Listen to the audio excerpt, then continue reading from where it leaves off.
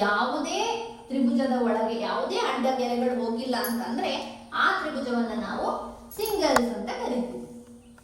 ಇದು ಒಂದು ಸಿಂಗಲ್ಸ್. ಅಂಥದಕ್ಕೆ ಏನ್ ಮಾಡಿ ಈ ರೀತಿ ನಂಬರ್ ಹಾಕಿ 1 2 3 4 5 ಸಾಮಾನ್ಯವಾಗಿ ಗುರುತಿಸುವಂತಹ ತ್ರಿಭುಜಗಳು.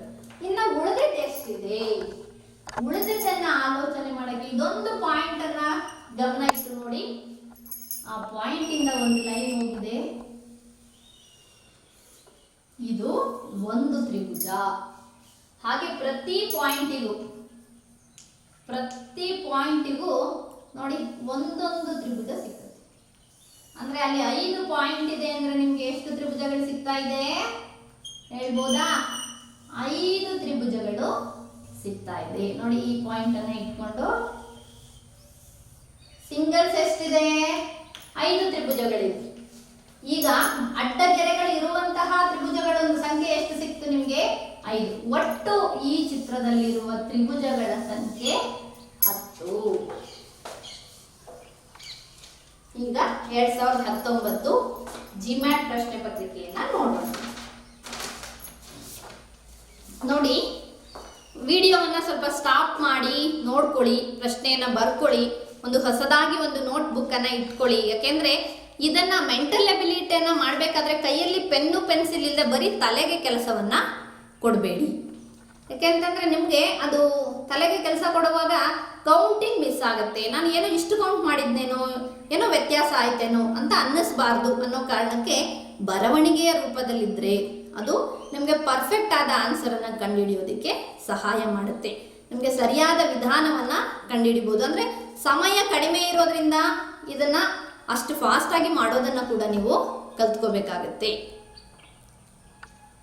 ವಿಡಿಯೋನ ಸ್ಟಾಪ್ ಮಾಡಿ ಬರ್ಕೊಳ್ಳಿ ಅನ್ನೋ ಉದ್ದೇಶದಿಂದ.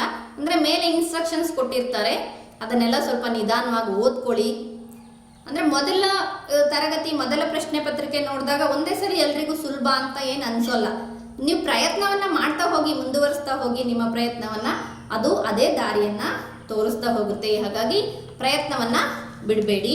ಈಗ ಮೊದಲನೆಯ ಪ್ರಶ್ನೆಯನ್ನ ನೋಡೋಣ. ಅಂದ್ರೆ ಏನಿದೆ? Complete the following number series by choosing the correct number from the given choices. ಅಂದ್ರೆ ಒಂದು ನಂಬರ್ ಸಿರೀಸ್ ಅನ್ನ ಕೊಟ್ಟಿದ್ದಾರೆ. ಏನು ನಂಬರ್ ಸಿರೀಸ್ ಅಂತ ಅಂದ್ರೆ ಏನು? ಆ ನಂಬರ್ಸ್ ಗಳಿಗೆ ಯಾವುದೋ ಒಂದು ರಿಲೇಶನ್ಶಿಪ್ ಇದೆ ಅಂತ ಅರ್ಥ. ನಂಬರ್ ಸಿರೀಸ್ ಅಂತಂದ್ರೆ ಈ ರೀತಿ ಸಂಖ್ಯೆಗಳನ್ನ ಕೊಟ್ಟಿರ್ತಾರೆ.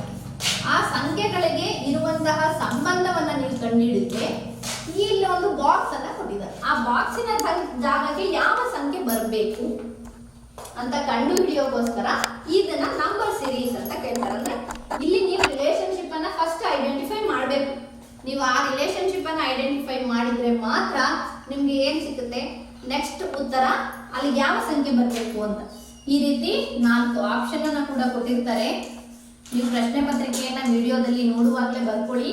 ಆದ್ರೆ ಇದೊಂದಕ್ಕೆ ನಾನು ಬರ್ದಿರ್ತೀನಿ. ಈ ರೀತಿ ಸಂಖ್ಯೆಗಳನ್ನ ಕೊಟ್ಟಿದ್ದಾಗ ನೀವು ಮೊದಲು ಏನ್ ಮಾಡ್ಬೇಕು ಅಂದ್ರೆ ಮೊದಲು ಈ ಸಂಖ್ಯೆಗಳನ್ನ ನಿಮ್ಗೆ ನೋಡಕ್ ಬರ್ಬೇಕು. ಎಂತ ಸಂಖ್ಯೆಗಳಿದೆ ಆ ಸಂಖ್ಯೆಗಳನ್ನ ನಿಮ್ಗೆ ನೋಡಿದಾಗ ಏನೋ ಒಂದು ನಿಮ್ಗೆ ಆಲೋಚನೆ ಬರ್ಬೇಕು. ಅಂದ್ರೆ ಸಂಖ್ಯೆ ಏನಾಗಿದೆ? 2 ಇದ್ದಿದ್ದು 4 ಆಗಿದೆ. 4 ನಂತರ 7 12 21 ಅಂದ್ರೆ ರೈಸ್ ಆಗ್ತಾ ಹೋಗಿದೆ. ಸಂಖ್ಯೆಗಳೇನಾಗ್ತಾ ಇದೆ? ಇನ್ಕ್ರೀಸಿಂಗ್ ಆರ್ಡರ್ ಅಲ್ಲಿ ಇದೆ. ಒಂದು ಸಂಖ್ಯೆ ಇನ್ಕ್ರೀಸಿಂಗ್ ಆರ್ಡರ್ ಅಲ್ಲಿ ಇದೆ ಅಂತಂದ್ರೆ ಆ ಸಂಖ್ಯೆನ ಹೆಚ್ಚು ಮಾಡಬೇಕು ಅಂತಂದ್ರೆ ನೀವು ಕೂಡಬೇಕು ಅಥವಾ ಗುಣಿಸ್ಬೇಕು. ಒಂದು ಸಂಖ್ಯೆ ದೊಡ್ಡದಾಗುತ್ತೆ, ಅದ್ರ ವ್ಯಾಲ್ಯೂ ಜಾಸ್ತಿ ಆಗುತ್ತೆ ಅನ್ನೋ ಸಂದರ್ಭದಲ್ಲಿ ಆ ಸಂಖ್ಯೆಯನ್ನ ನೀವು ಆ ಸಂಖ್ಯೆಗೆ ಇನ್ನೊಂದು ಸಂಖ್ಯೆಯನ್ನ ಕೂಡಿದ್ರೆ, ಅಡಿಷನ್ ಅನ್ನ ಮಾಡಿದ್ರೆ, ಅಥವಾ ಇನ್ನೊಂದು ಸಂಖ್ಯೆಯಿಂದ ಗುಣಿಸಿದ್ರೆ, ಮಲ್ಟಿಪ್ಲಿಕೇಶನ್ ಅನ್ನ ಮಾಡಿದ್ರೆ ಆ ಸಂಖ್ಯೆಯ ವ್ಯಾಲ್ಯೂ ಏನಾಗುತ್ತೆ? ಹೆಚ್ಚಾಗುತ್ತೆ. ಸಾಮಾನ್ಯವಾಗಿ ತುಂಬಾ ಸಣ್ಣ ಸಂಖ್ಯೆಗಳು, ದೊಡ್ಡ ಮೊತ್ತದಲ್ಲಿ ಏನಿಲ್ಲ ಸಂಖ್ಯೆಗಳು, ಚಿಕ್ಕ ಸಂಖ್ಯೆಗಳಿರೋದ್ರಿಂದ ಏನ್ ಮಾಡಿ ನೋಡೋಣ, 2 ಸಂಖ್ಯೆಗಳ ನಡುವಿನ ವ್ಯತ್ಯಾಸವನ್ನ ಬರೆಯೋದು. ಹೇಗೆ ವ್ಯತ್ಯಾಸವನ್ನ ಬರೆಯೋದು ಅಂದ್ರೆ ಈ ರೀತಿ 4 ಮೈನಸ್ 2 2 7 ಮೈನಸ್ 4 3. ನಿಮ್ಗೇನೋ ಒಂದು ಕ್ಲೂ ಸಿಕ್ಕತ್ತೆ, ಅದ್ರಲ್ಲಿ ಆನ್ಸರ್ ಸಿಕ್ಕತ್ತೆ ಅಂತ ಮಾಡ್ತಾ ಇಲ್ಲ, ಕ್ಲೂ ಸಿಕ್ಕತ್ತೆ ಹೇಗೆ ಮಾಡಬಹುದು ಅಂತ. 12 ಮೈನಸ್ 7 ಮಾಡಿದ್ರೆ 5. 21 ಮೈನಸ್ 12 21 ಮೈನಸ್ 12 ಅಂದ್ರೆ 11. ಮೈನಸ್ 2 ಮಾಡಿದ್ರೆ 9, 1 ಮೈನಸ್ 1 ನಿಮಗೆ ಇರೋ ಸಂಖ್ಯೆ ಸಿಕ್ಕಿದೆ. ಮೇಲೆ ಏನು ಸಂಖ್ಯೆ ಸಿಕ್ಕಿದೆ? 2, 3, 5, 9 ಅಂತ. ಇಲ್ಲಿ ಯಾವ್ದಾದ್ರೂ ಸಿಮಿಲಾರಿಟಿ ಇದೆಯಾ? ಸಿಮಿಲಾರಿಟಿ ನನ್ಗೆ ಏನ್ ಕಾಣಿಸುತ್ತೆ ಅಂದ್ರೆ ಇಲ್ಲಿಂದ ಇಲ್ಲಿವರೆಗೆ ಪ್ರೈಮ್ ನಂಬರ್ಸ್ ತರ ಕಾಣಿಸುತ್ತೆ. ಯಾವ ರೀತಿ? 2 ಪ್ರೈಮ್ ನಂಬರ್ ಅಂದ್ರೆ ಅವಿಭಾಜ್ಯ ಸಂಖ್ಯೆಗಳು, 3 ಕೂಡ ಪ್ರೈಮ್ ನಂಬರ್, 5 ಕೂಡ ಪ್ರೈಮ್ ನಂಬರ್. ಬಟ್ 9 ಅನ್ನೋದು ಅವಿಭಾಜ್ಯ ಸಂಖ್ಯೆ ಅಲ್ಲ, ಪ್ರೈಮ್ ನಂಬರ್ ಅಲ್ಲ. ಹಾಗಾಗಿ ಪ್ರೈಮ್ ನಂಬರ್ ಮೆಥಡ್ ಅನ್ನ ಇಲ್ಲೇನಾದ್ರೂ ನಿಮಗೆ 9 ಇಲ್ಲದೆ 7 ಏನಾದ್ರೂ ಇದ್ರೆ ನೆಕ್ಸ್ಟ್ ಪ್ರೈಮ್ ನಂಬರ್ ಅನ್ನ ಇದಕ್ಕೆ ಆಡ್ ಮಾಡಿ ಆನ್ಸರ್ ಅನ್ನ ಕಂಡುಹಿಡಿದ್ಬಿಡ್ಬೋದಿತ್ತು. ಬಟ್ ಆ ರೀತಿ ಇಲ್ಲದೆ ಇರೋ ಕಾರಣ ಇದು ಡಬಲ್ ಡಿಫರೆನ್ಸ್ ಮೆಥಡ್ ಅನ್ನ ಟ್ರೈ ಮಾಡೋಣ. ಡಬಲ್ ಡಿಫರೆನ್ಸ್ ಮೆಥಡ್ ಅಂದ್ರೆ ಏನು? ಇಲ್ಲಿ ಎರಡು ಸಂಖ್ಯೆಗಳ ನಡುವೆ ಬಂದಿರುವ ಡಿಫರೆನ್ಸ್ ಅನ್ನ ಏನ್ ಮಾಡಿ ಮತ್ತೆ ಬಂದಿರುವಂತಹ ಡಿಫರೆನ್ಸ್ ಗೆ ಡಿಫರೆನ್ಸ್ ಅನ್ನ ಕಂಡುಹಿಡಿಯೋದು. ಹೇಗೆ? 3 ಮೈನಸ್ 2 1, 5 ಮೈನಸ್ 3 2, 9 ಮೈನಸ್ 5 4. ನೋಡಿ ಏನಾದ್ರೂ ಸಿಮಿಲಾರಿಟಿ ಸಿಗ್ತಾ ಈಗ? ಸಿಕ್ಕತ್ತೆ.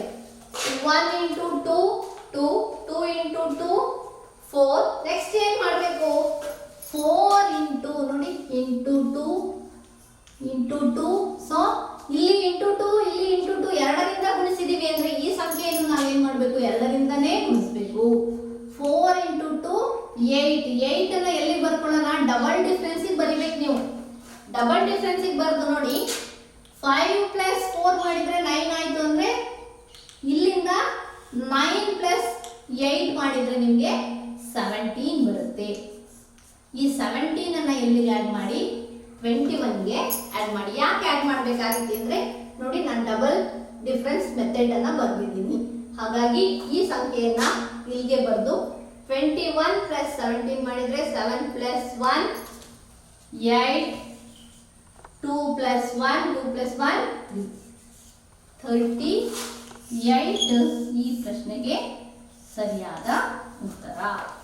ABCD ಇರುತ್ತೆ, ಫಿಗರ್ಸ್ ಇರುತ್ತೆ, ಕೆಲವರಿಗೆ ನಂಬರ್ಸ್ ಲೈಕ್ ಆಗುತ್ತೆ, ಕೆಲವರಿಗೆ ABCD ಆಲ್ಫಾಬೆಟಿಕಲ್ ಮೆಥಡ್ ಈಸಿ ಆಗುತ್ತೆ, ಇನ್ನ ಕೆಲವರಿಗೆ ಫಿಗರ್ಸ್ ತುಂಬಾ ಈಸಿ ಆಗುತ್ತೆ. ಅವರವರ ನಾಲೆಡ್ಜ್ಗೆ ಅದು ರಿಲೇಶನ್ಶಿಪ್ ಇರುತ್ತೆ.